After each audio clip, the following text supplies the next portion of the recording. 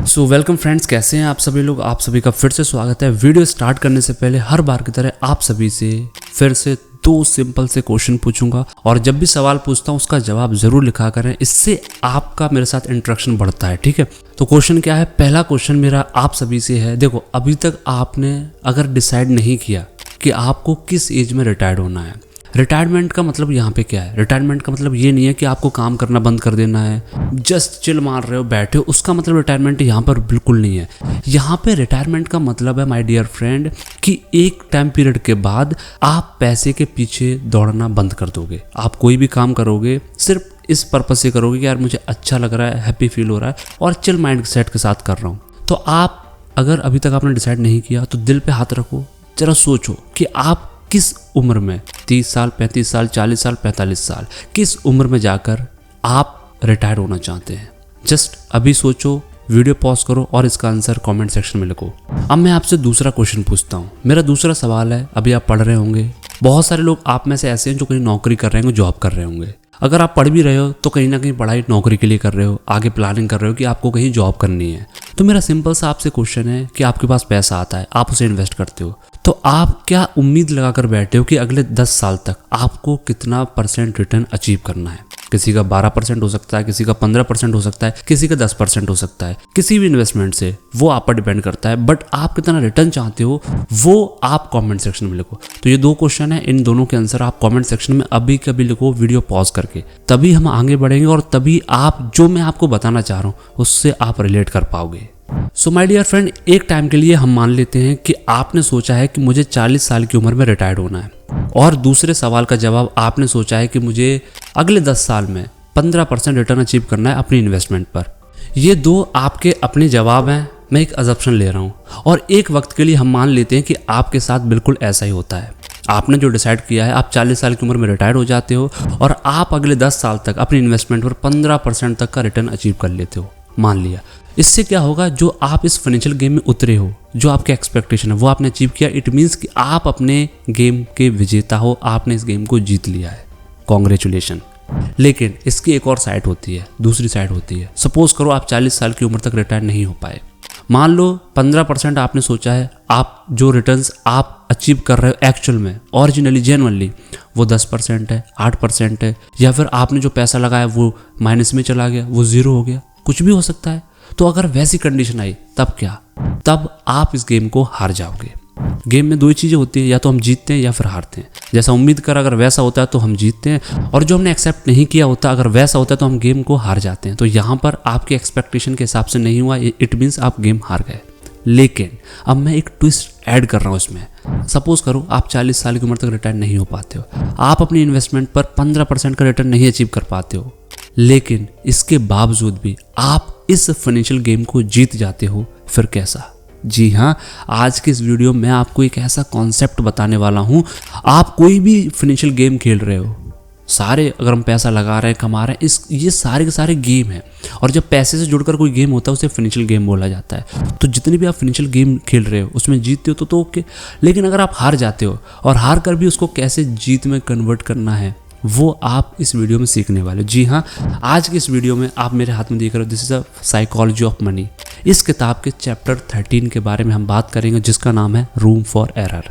Room for error एक ऐसा concept है माय डियर फ्रेंड जो आपको ये बताएगा कि गेम को हारने के बाद कैसे जीतना है।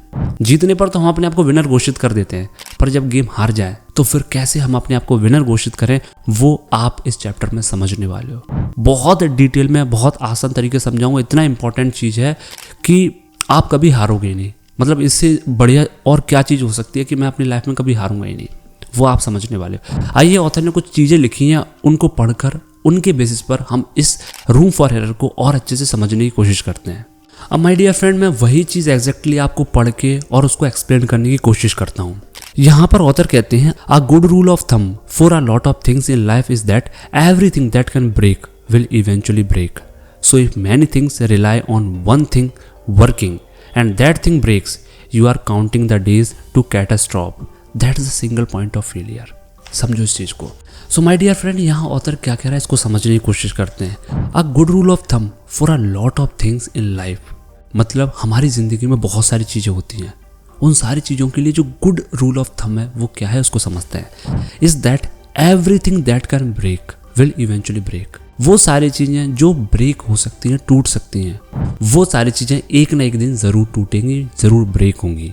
सो if many things rely on one thing working, यानी कि अगर बहुत सारी चीज़ें किसी एक काम कर रही चीज़ पर रिलाई करती है, डिपेंड हो जाती है, एंड दैट थिंग्स ब्रेक, और अगर वो चीज़ ब्रेक करती है और वो चीज़ टूटती है, you are counting the days to catastrophe. आप एक बहुत बड़ी मुश्किल में पड़ चुके हो। That is the single point of failure. ये एक सिंगल पॉइंट है फेल होने का सबकी ज़िंदगी का। चलो इसको ना एग्जाम्पल की हेल्प से समझते हैं। पता नहीं ट्रांसलेशन मैंने आपको अच्छे से समझाया है, आई डोंट नो, लेकिन जो एग्जाम्पल की हेल्प से मैं आपको समझाने वाला हूँ बिल्कुल सटीक है। जैसे मानते हैं आप सभी लोग चारपाई जानते हैं, चारपाई पे आप सभी सोते हैं। अब एक चारपाई है, उसकी कैपेसिटी है कि उस पर 3 से 4 लोग बैठ सकते हैं, मैक्सिमम 3 से 4 लोग, इससे ज़्यादा नहीं बैठ सकते। अब अगर उस चारपाई पे आप 8 लोगों को बिठा दो तो क्या होगा? अब ये 8 लोग उस पर बैठे हुए हैं, वो तो बड़ा कंफर्टेबल होकर बैठ गए, ठीक है भाई, अच्छा लग रहा है। लेकिन धीरे धीरे क्या होगा, वो चारपाई, वैसे तो देखो चारपाई सबको पता है एक दिन टूटती है, लकड़ी की बनी होती है तो एक दिन टूटेगी। लेकिन जब आप उस पर 8 लोग बिठा दोगे तो वो जल्दी ब्रेक होगी। इट मीन्स वॉट कि जो 8 लोग बैठे हुए हैं उस चारपाई पे, वो वैसे तो अच्छा फील कर रहे हैं, बट उन्हें नहीं पता वो कितने बड़े डेंजर में है, ज़रूर टूटेगी। अब यहाँ पर हम कर क्या सकते हैं? हमें पता है कि इस चारपाई की लिमिट 3 से 4 लोगों की है, लेकिन मैं सिर्फ 2 लोगों ही बिठा लूँगा। तो हम क्या करें, 3 और चारपाई मंगाएं, बनाएं, कुछ भी करें और डिवाइड करें, 2-2 लोगों को सब पर बिठा लें। तो इससे क्या होगा, हमने क्या किया, रिस्क को डाइवर्सिफाई कर दिया।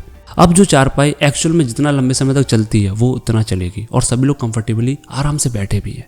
इसे बोला जाता है रूम फॉर एरर, यानी कि आपने गलती करने की गुंजाइश क्रिएट कर ली। अब क्या होगा, सपोज करो 4 चारपाई हैं, अगर उनमें से एक टूटती है तो आपके पास 3 और है। ये 3 जो है ना वो रूम फॉर एरर है, यानी कि हमेशा आपके पास 3 रूम फॉर एरर के लिए रहेंगी। तो इससे क्या होगा, आप फेल नहीं होंगे।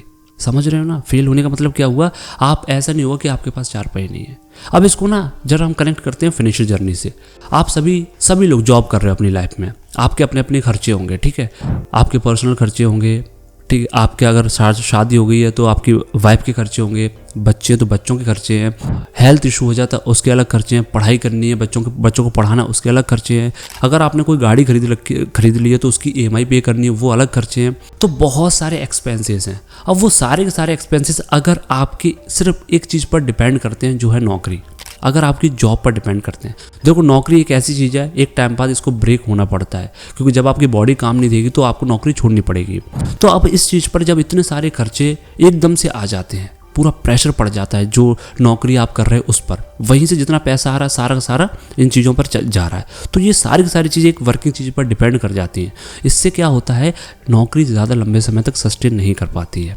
और यही होता है जब आप देख रहे हो बहुत सारे लोग डिप्रेशन में, बहुत सारे लोग परेशान हैं, टेंशन में रहते हैं, रिलेशनशिप खराब पड़ी है। क्यों? वो इसलिए है क्योंकि वो काम में मन ही नहीं लग रहा उनका। तो यही रीज़न है, आप देखना कि लोग नौकरी कर रहे हैं लेकिन वो नौकरी में सस्टेन नहीं हो पा रहे हैं, लेकिन मजबूरी से काम करना पड़ रहा है। क्यों? क्योंकि इतने सारे खर्चे उन्होंने बांध रखे हैं। तो यहाँ पर इतनी सारी चीज़ों को उन्होंने एक चीज़ पर डिपेंड कर दिया है। और ये कारण है आज आप देखना कई लोग हैं जो अपनी ज़िंदगी में परेशान हैं, उनके पास ना तो कोई सेविंग है ना कोई इन्वेस्टमेंट है, जस्ट नौकरी करते जा रहे हैं, पैसा आ रहा है उसे खर्च करते जा रहे हैं, तो वो डिपेंडेंसी बढ़ती जा रही है। तभी तो आपने देखा होगा जो 40-45 साल की उम्र हो गई कई लोगों की, वो आज भी जॉब कर रहे हैं, मजबूरी में कर रहे हैं क्योंकि इतने सारे खर्चे हैं। लेकिन अब बात आती है कि यहाँ पर हम रूम फॉर एरर कैसे क्रिएट करें। सबसे इंपॉर्टेंट चीज़ तो वही है कि रूम फॉर एरर कैसे क्रिएट किया जाए, क्योंकि अगर हम नौकरी कर रहे हैं तो हम एक गेम खेल रहे हैं, सीधी बात है, गेम खेल रहा है। और नौकरी से जब तक आपकी ये जो डिपेंडेंसी है वो रिकवर होती जा रही है, तब तक हम उस गेम के विनर हैं। लेकिन जब ये डिपेंडेंसी बढ़ गई, ठीक है, खर्चे बढ़ गए और नौकरी से इनकम उतनी आ नहीं रही है, तो आप उस गेम को हार जाओगे। तो यहाँ पर कैसे इस गेम को जीतना है, अब मैं वो बताता हूँ कि रूम फॉर एरर कैसे क्रिएट करना है। उसके लिए ऑथर ने यहाँ पर एक बहुत प्यारी लाइन लिखी है, उसकी हेल्प से समझते हैं। The biggest single point of failure with money is a sole reliance on a paycheck to fund short term spending needs with no saving to create a gap between what you think your expenses are and what they might be in the future। अब यहाँ पर ये चीज़ आपको समझ में आएगी। देखो अब यहाँ पे क्या हो रहा है, आप कोई नौकरी कर रहे हो और आपके सारे खर्चे उसी पर डिपेंड कर रहे हैं और आप कोई सेविंग भी नहीं कर रहे हो। अब सपोज करो आज आपके खर्चे 30,000 रुपये हैं, आपने सोचा मेरे खर्चे सिर्फ 30,000 रुपये आज। एंड अगर मैं नॉर्मल सिनेरियो की बात करूँ तो कोई अगर व्यक्ति 30,000 रुपये काम कर रहा है तो 5 साल बाद उसकी सैलरी कितनी बढ़ सकती है यार, 40 से 50,000 हो जाएगी, इससे ज़्यादा नहीं हो पाएगी, ठीक है। तो अगर किसी व्यक्ति की सैलरी, चलो उम्मीद कर रहा है कि मेरी 5 साल में 50,000 हो जाएगी सैलरी, ठीक है, और आज उसके खर्चे 30,000 रुपये हैं, मतलब जितना वो कमा रहा है उतना पूरा खर्च कर रहा है और वो सेटिस्फाई अपनी लाइफ में है, वो सेविंग्स भी नहीं कर रहा, कोई इन्वेस्टमेंट भी नहीं, उसके पास कुछ नहीं है। अब इससे होगा क्या, सपोज करो 5 साल बाद आपकी एक्सपेक्टेशन है कि यार तब भी मेरे खर्चे मैक्सिमम 40,000 हो जाएंगे, इससे ज़्यादा तो नहीं होंगे। अब मान लो कि 5 साल बाद आपकी फैमिली में कोई एक ऐसी प्रॉब्लम क्रिएट हो गई, हेल्थ इशू हो गया, कोई भी प्रॉब्लम क्रिएट हो गई। देखो प्रॉब्लम बताकर नहीं आती, कोई भी प्रॉब्लम क्रिएट होगी जिससे इंस्टेंटली आपके खर्चे 40,000 से 80,000 पे पहुंच गए। आपकी एक्सपेक्टेशन क्या थी कि मेरे 5 साल बाद खर्चे 40,000 ही होंगे, उसके हिसाब से आप काम कर रहे थे, आप सेविंग भी नहीं कर रहे हो, आप जितना कमा रहे हो उतने खर्च करते जा रहे हो। लेकिन आपके साथ एक अनएक्सपेक्टेड चीज़ होगी, आपके खर्चे 40 से 80,000 पहुंच गए। तो अगर आपके पास सेविंग्स नहीं होगी, अगर आपके पास कैश नहीं होगा, अगर आपके पास इन्वेस्टमेंट नहीं होगी, तो क्या होगा, जो आपकी एक्सपेक्टेशन थी 40,000 और जो अनएक्सपेक्टेशन चीज़ हुई आपके साथ कि वो खर्चे 80,000 पे पहुंच गए, तो ये जो गैप है ना, ये बहुत ज़्यादा बढ़ जाएगा, इसको आप फिल नहीं कर पाओगे। क्यों? क्योंकि आपके पास सेविंग्स कम, इन्वेस्टमेंट कम, कैश कम। इट मीन्स जो रूम फॉर एरर है वो भी कम। और इसका डायरेक्टली इफेक्ट क्या पड़ेगा कि इन दोनों के बीच में जो गैप है 40 से 80,000, ये जो गैप को रिकवर करना वो आपके लिए बड़ा मुश्किल हो जाएगा। फिर ऐसे में व्यक्ति क्या करता है, कहीं से लोन उठा रहा है, यहाँ से लोन ले रहा है, वहाँ से लोन ले रहा है और कुछ भी कर रहा है, फुल टाइम जॉब कर रहा है, इसके अलावा ओवर टाइम जॉब कर रहा है, दिन रात काम कर रहा है। वो इसलिए करता है, फिर स्ट्रेस में आ रहे हो, परेशानी में आ रहे, रात को सो नहीं पा रहे। ये सारी हरकतें तभी इंसान के साथ होती है जब वो अपनी लाइफ में रूम फॉर एरर क्रिएट नहीं करता। लेकिन अगर हम दूसरा सिनेरियो मानते हैं, आपने उम्मीद करी कि मेरी 5 साल बाद 40,000 रुपये खर्चे होंगे, वो एक्सपेक्टेशन आपने लगा रखी, एक नॉर्मली आपकी ज़्यादा इनकम भी नहीं है और उस हिसाब से आपके खर्चे हैं। लेकिन अभी आप इस केस में क्या कर रहे हो कि आप एक पर्टिकुलर अमाउंट सेव कर रहे हो और कुछ अमाउंट इन्वेस्टमेंट कर रहे हो और आपके पास कैश भी पड़ा हुआ है। तो क्या होगा, अब सपोज करो 5 साल बाद 40,000 खर्चे हो रहा है, तो ये कंडीशन आपके लिए विनिंग है कि आपने जैसा सोचा वैसे ही हो रहा है। पर अनएक्सपेक्टेड आपकी लाइफ में कुछ ऐसा इंसिडेंट हो गया कि वही खर्चे 40,000 से 80,000 पे पहुंच गए। तो अब क्या होगा, एक्सपेक्टेड 40,000 रुपये, अनएक्सपेक्टेड 80,000 रुपये। अब ऐसे में आपकी जो बीच का गैप होगा ना, एक्सपेक्टेशन और अनएक्सपेक्टेशन के बीच में, वो ज़्यादा नहीं होगा। क्यों? इसलिए नहीं हुआ क्योंकि इस बार आपकी सेविंग्स आई हैं, इस बार आपके पास कैश ज़्यादा है, इस बार आपकी इन्वेस्टमेंट ज़्यादा है। तो जब ज़्यादा सेविंग्स, ज़्यादा कैश, ज़्यादा इन्वेस्टमेंट, तो रूम फॉर एरर बढ़ जाता है। और जब रूम फॉर एरर बढ़ता है तो जो एक्सपेक्टेशन और जो अनएक्सपेक्टेशन के बीच का जो गैप होता है वो बहुत कम हो जाता है। 40,000 से अगर आपका खर्च 80,000 भी हो जाएगा ना, तो आप उसको ईजिली रिकवर कर लोगे। क्यों? क्योंकि आपके पास मोटी सेविंग्स है, आपके पास कैश पड़ा हुआ है और यहीं पर रूम फॉर एरर काम करता है। तो जितना ज़्यादा आप अपनी लाइफ में रूम फॉर एरर क्रिएट करते हो, आप उतना ही ज़्यादा आपकी एक्सपेक्टेशन और आपकी अनएक्सपेक्टेशन के बीच का जो गैप होता है वो उतना ही कम होता जाता है। और मैं आपको एक चीज़ लिख कर दे रहा हूँ, आपकी एक्सपेक्टेशन और अनएक्सपेक्टेशन के बीच में जितना कम गैप होगा, आप अपनी लाइफ में उतनी ज़्यादा खुश रहोगे। That's a single point. तो यहाँ पर क्या समझा कि रूम फॉर एरर अगर आपको अपनी लाइफ में क्रिएट करना है तो आप अपनी डिपेंडेंसी डाइवर्सिफाई करो। किसी भी एक चीज़ पर अपनी बहुत सारी चीज़ों को डिपेंड मत होने दो, पहला पॉइंट। अब हम बात करते हैं दूसरे पॉइंट की, और दूसरा पॉइंट समझने के लिए कुछ लाइन है वो पढ़ेंगे, ऑथर की बड़ी प्यारी लाइन है। The solution is simple. Use room for error when estimating your future returns. This is more art than science. For my own investment, which I will describe more in chapter 20, I assume the future returns I will earn in my lifetime will be 1/3 lower than the historic average. ये चीज़ है। अब मैं आपको ये चीज़ समझाऊंगा। देखो, author की language में समझते हैं, जो अभी मैंने पढ़ा वही मैं आपको समझाता हूँ। ऑथर ने क्या करा, हिस्ट्रिक रिटर्न देके, अब मैं मान के चलता हूँ कि 12% हिस्ट्रिक रिटर्न रहे। आपने लास्ट 10 ईयर्स के रिटर्न देखे कि भाई मेरे को मार्केट में पैसा लगाना है। मैंने कुछ स्टॉक सिलेक्ट करे और मैंने देखा कि इन स्टॉक्स ने लास्ट 10 ईयर में 12% का एवरेज रिटर्न दिया है, ठीक है। और ऐसा ही ऑथर ने सोचा है। तो यहाँ पर ऑथर ने क्या किया कि जो नेक्स्ट आने वाली ईयर्स के लिए, 10 ईयर्स के लिए जो रिटर्न्स उम्मीद करी उन्होंने, वो 1/3 लोअर थे जो एक्चुअल हिस्ट्रिक रिटर्न्स थे। एक्चुअल 12%, बट ऑथर ने क्या प्रेडिक्ट किया कि मुझे 1/3 मिल जाए वही बहुत है, यानी कि 4%। अब यहाँ पर जो पॉइंट समझने वाला वो क्या, आगे पढ़ते हैं। So I say more than I would if I assumed the future will resemble the past, it's my margin of safety. अब इससे क्या होगा, मैं ज़्यादा सेविंग करूंगा, क्योंकि मेरी रिसर्च क्या कहती थी कि market 12% on an average last 10 years में रिटर्न दिया है, लेकिन मैंने उम्मीद करी कि मुझे 1/3 मिल जाए, यानी कि 4% मिल जाए। अब आपकी एक्सपेक्टेशन क्या है कि मुझे 4% रिटर्न मिल जाए। तो जब 4% अगर आपसे कहीं से रिटर्न लेने की उम्मीद कर रहे हो, तो आप क्या करोगे, और ज़्यादा पैसा बचाओगे, आप और अलग अलग जगहों पर इन्वेस्ट करोगे, अब यहाँ पर आप इस लॉजिक पर मत जाना कि 4% तो यार एफडी से भी मिल जाता है, सेविंग अकाउंट में मिल जाता है। लॉजिक यहाँ पर वो लॉजिक पर मत जाओ। यहाँ साइकोलॉजिकल जो इफेक्ट होता है उसको समझने की कोशिश करो कि आपने 12% को 4% पे ले आए।